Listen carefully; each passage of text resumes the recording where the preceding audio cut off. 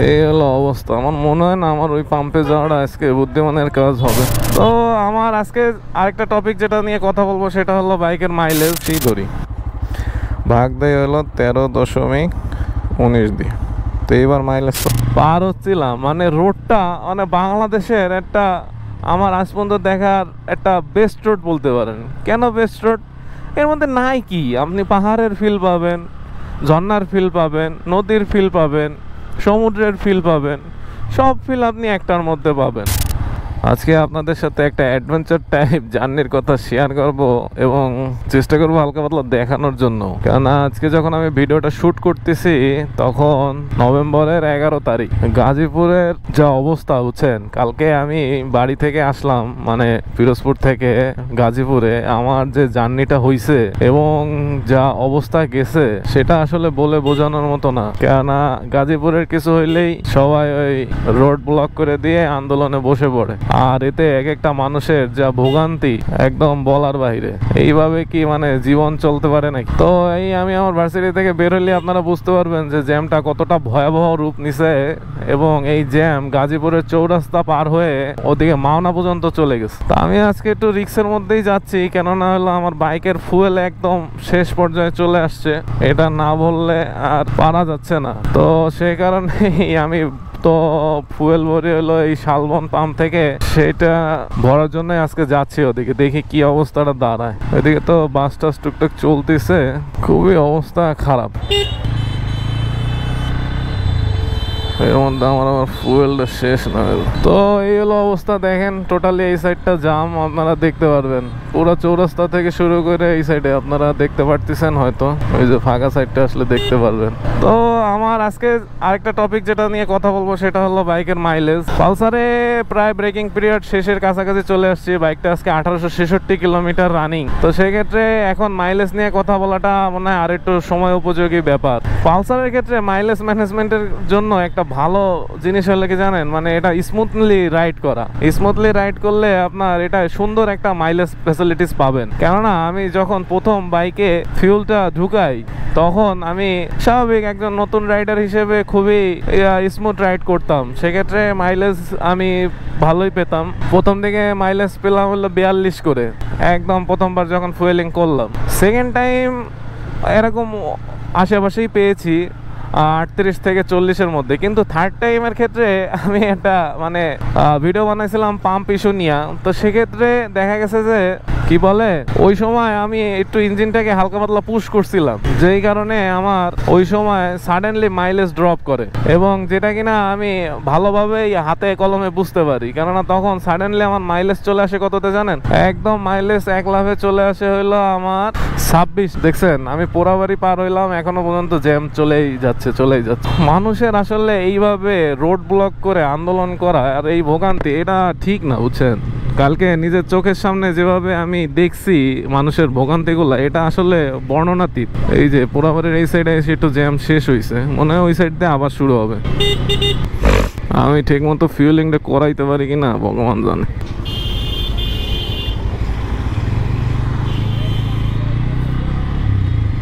চলে তো আসলাম এই পাশে, যদি আটকায় যায় তাহলে সারাদিনের মতো আটকায় যাওয়া লাগবে। তো যে কথা বলছিলাম, আজকে আপনাদেরকে একদম দেখাবো হাতে কলমে কিরকম কি মাইলেজ পাচ্ছি। শালবনে যাই, যে দেখি কি অবস্থাটা দাঁড়ায়। বাবুরে বাবু, কি জ্যাম দেখতেই পারতেছেন আপনারা, কি লেভেলের জ্যাম। আমার কি আসলে এদিকে যায় পাম্পে ঢোকাটা ঠিক হবে কিনা নিজেই বুঝতেছি না আসলে, নাকি বাস সাইডে চলে যাব। একটু বাম সাইডে কি করো?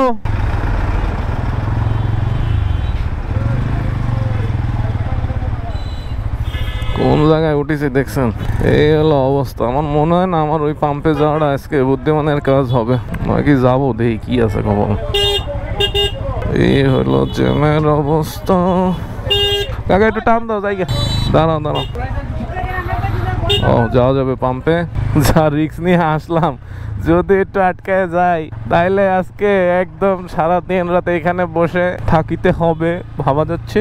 সত্যি কথা বলতে কালকে 2টা অ্যাম্বুলেন্স দেখে আমার খুব খারাপ লাগছে বুঝছেন। আমি কিভাবে আসছি, আমি টঙ্গী স্টেশন রোডে আসার পর আমি উঠছিলাম গুলিস্তানে নামে প্রভাতী বনশ্রী, তো ওরা প্রথমে বলছে 300 ফিট হয়ে গাজীপুরে ঢুকবে, পরে আসলে বাট পার হচ্ছে না এক একটার যা অবস্থা, পরে তারা সোজা চলে আসে হইলো ইসে কি বলে টঙ্গীর চেরাগালিতে, ওই স্টেশন রোডে ওই জায়গায় এসে নামায় দেয়। এটাই কি শালবন না?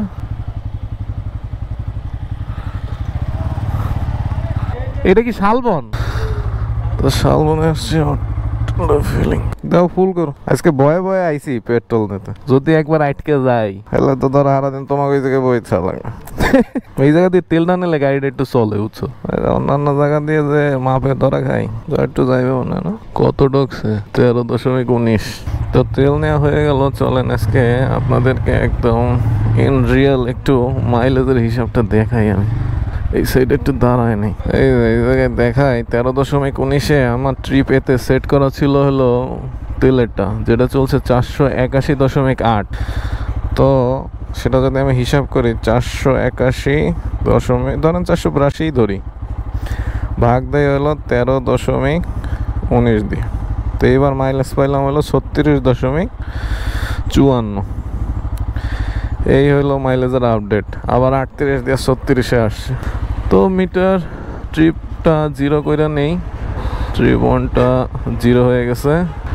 গাড়িগুলো টান দিছে। আমি তো আর এদিক দিয়ে যাবো না, আমি যাবো হলো ভিতরের পোড়াবাড়ি রোড দিয়ে, এদিক দিয়ে যাওয়া যাবে না।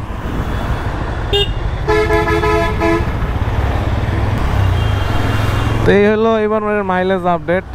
মাইলেজ নিয়ে আপনাদের সাথে এটুকুই ছিল আজকের বলা। বাকি ভোগান্তিটা আপনারা নিজের চোখে দেখতে পারতেছেন। ভিডিওটা আসতে হয়তো একটু লেট হবে, কেননা একটু ব্যস্ততার মধ্যেই রিসেন্টলি পার করতেছি দিনগুলা। যাক, শান্তিপূর্ণভাবে যে একটু আমি তেলটা ঢুকাইতে পারছি। তো চলেন বাকি কথাটা বলি। কালকে কিভাবে আসলাম স্টেশন রোড দিয়ে। স্টেশন রোডে আসার পর আমার প্রভাতী বনশ্রী স্টার্ট বন্ধ করে বসে রয়েছে। তারা আর কিভাবে কি যাবে তারা নিজেরাও জানে না। পরবর্তীতে আর কিছু তো করতে পারি নাই। তখন আমি পাঠাওতে নক দিলাম। পাঠাওতে নক দেওয়ার পরে দাঁড়ান একটু জ্যামটা কাটায়নি। তো পাঠাওতে নক দেওয়ার পরে এক ভাই রেসপন্স করলো। এক ভাই রেসপন্স করার পর সে বলতেছিল, ভাই যা রাইডিংই দেখাইছে তাতে তো যাওয়া সম্ভব না, আসলে একটু তো বাড়ায় দেওয়া লাগবে। তা ওই পরিস্থিতিতে আসলে আমার একটাই টার্গেট ছিল, আমি কখন বাসায় আসবো। তার পরবর্তীতে স্টেশন রোডে দাঁড়ায় রয়েছি আরো 10-15 মিনিট। বাইক আসে না, কেননা সেও জ্যামে আটকায় রয়েছিল। এর পরবর্তীতে সে আসলো। তখন ভাইয়ের সাথে কথা বলা সিলেক্ট করতেছিলাম যে কোন দিক দিয়ে আসা যায় আসলে, কেননা ওদিকে নাকি বোর্ড বাজার দিয়ে শুরু করে টোটালি রোড জ্যাম হয়ে বসে রয়েছে। তো পরবর্তীতে কি করব এখন, তখন তো যতই যাক তারও একটা লাভের বিষয় আছে। সবকিছু ঠিকঠাক করে অবশেষে রওনা দেই। এবং আমরা যে পয়েন্টটা চুজ করি সেটা হলো আবার ব্যাকে যাওয়ার। কোন দিকে ব্যাকে গেছিলাম আবদুল্লাহপুরে। আবদুল্লাহপুর হয়ে কামারপাড়ার ওই রোডে ঢুকবো। ওই জায়গা দিয়ে বেরোবো হলো আশুলিয়ার রোডটা দিয়া, যেটা কিনা সোজা নিয়ে আসবে আমারে চন্দ্রাতে। এখন এই জায়গায় মজার ব্যাপারটা হলো, যারা এই ভিডিওটা দেখতেছেন এবং যারা জানেন যে আশুলিয়া রোডটার কি অবস্থা, একমাত্র তারাই ভাই আমার পেনটা একদম রিয়েলিস্টিকভাবে বুঝতে পারবেন যে ভাই কীভাবে কইরা কালকে গাজীপুরে আইছে। তাও তো আমার কপাল ভালো, সৃষ্টিকর্তা আমার একটা বাইক ম্যানেজ করে দিছিল। আর নাইলে তো ধরেন আমার অবস্থা যে কোন লেভেলে যাইতো। আমি উঠছি সেই রাত 4টার সময় বাসে, আর কখন যে আমি আইসে পৌঁছাইতাম আমি নিজেও জানি না, যদি আমি শুধু বাসের বসায় বসে থাকতাম। তো পরবর্তীতে আশুলিয়া রোডে আমি যখন পার হচ্ছিলাম, মানে রোডটা মানে বাংলাদেশের একটা আমার আজ পর্যন্ত দেখার একটা বেস্ট রোড বলতে পারেন। কেন বেস্ট রোড? এর মধ্যে নাই কি, আপনি পাহাড়ের ফিল পাবেন, ঝর্ণার ফিল পাবেন, নদীর ফিল পাবেন, সমুদ্রের ফিল পাবেন, সব ফিল আপনি একটার মধ্যে পাবেন। তো এই রোড কি আর বাংলাদেশে হাতে গোনা কয়টাই বা আছে বলেন? তো আমার রাইডার ভাই আসলে জোস রাইডার ছিল, ওনার আর প্রশংসা তুলনা চলে না, কেন উনি সুন্দরভাবে চালায়। যখন চন্দ্রায় আসছি আমরা, তখন ওই জায়গায় একটা 4 ব্রেক নিছি, এবং ব্রেক নেওয়ার সময় আমারে ওই জায়গার চার দোকানের মামা বলতেছে, ভাই আপনি কোন জায়গা দিয়ে আইছেন? কেন রিসেন্টলি একটু দাড়ি ঠাড়ি রাখছি, একবারে কাটবো বিয়ে শাদির সময়। তখন আমার দাড়ি পুরো সাদা হয়ে রয়েছে। আমি কেন এইভাবে রেসপন্স করতেছে কেন? পরে আসলে ফোনের ক্যামেরাটা বের করে দেখি আমার দাড়ি পুরো হোয়াইট হয়ে রয়েছে, হোয়াইট। বুঝতে পারছেন ব্যাপারটা? তো এরপর চন্দ্রা দিয়ে আসতে আর সময় লাগে না, একবারে চৌরাস্তা চলে আসছি, চৌরাস্তায় এসে চলে গেছি বাসাতে। তা আসলে মানুষের এইভাবে ভোগান্তি করে রোডঘাট আটকায় রেখে আন্দোলন করা, এটা আসলে কোন লজিকে যায় ভাই? বিশ্বাস করেন আমি বুঝি না। কেননা কালকে ওই অ্যাম্বুলেন্সগুলো দেখে খুবই খারাপ লাগছে, দাঁড়ায় রয়েছে, ভিতরে রোগী ছিল। তো এইভাবে মানুষের হয়রানি করে আমি তো নয় কোনোভাবে আসছি, আরও তো অনেক মানুষ আছে যারা এইভাবে বিয়ার করে আসতে পারে না, কষ্ট একটা ফ্যাক্ট আছে, সবসময় সব কিছু ম্যানেজ করে আসাও সম্ভব না। তো সেই ক্ষেত্রে এইভাবে মানুষের হয়রানি করা, মানুষের একটু বোঝা দরকার। আন্দোলন করো, সুষ্ঠুভাবে করো, কিন্তু কে করে সুষ্ঠুভাবে আন্দোলন? সবাই মানুষের রোড আটকায় দাও, কিছু হইলেই শ্রমিকরা গাজীপুরের রোড আটকায় দাও, এই হলো একটা কথা, রোড আটকায় দাও। কি হবে কি না হবে, মানুষগুলো কিভাবে কি করবে এটা আর ভাবে না। যাই হোক, এগুলো মাইনে নিয়েই চলতে হবে, কিছু তো আর করার নাই। কিন্তু যখন নিজেরা ঠেকে যাব তখন আসলে বোঝা যায় যে কি দিন দুনিয়ার মধ্যে জীবন যায়। আর তো ঠিক আছে, এই ছিল আজকে একটু নিজের রাইডিং এক্সপিরিয়েন্স প্লাস মাইলেজটা নিয়ে কথা বললাম আপনাদের সাথে। আশা করি আরো ভালো ভালো টপিক নিয়ে কাজ করব। রিসেন্টলি একটু ব্যস্ততার মধ্যেই যাচ্ছে, 11 উপরে বিয়ে শাদীর একটা প্রোগ্রাম রান করতেছি, তো আপনারা বুঝতেই পারতেছেন যারা আমার রিয়েল কিছু অডিয়েন্স আসতেছেন। তো ঠিক আছে, আজকে আর কথা না বাড়াই, দেখা হবে পরবর্তী অন্য কোনো ভিডিওতে। ততক্ষণ মতো ভালো থাকবেন, সুস্থ থাকবেন। That's all for today, thanks for watching. Stay tuned with Talking Biker to get more information about your life, about your bike. আজকের মতো তাহলে বিদায় নিচ্ছি, টাটা।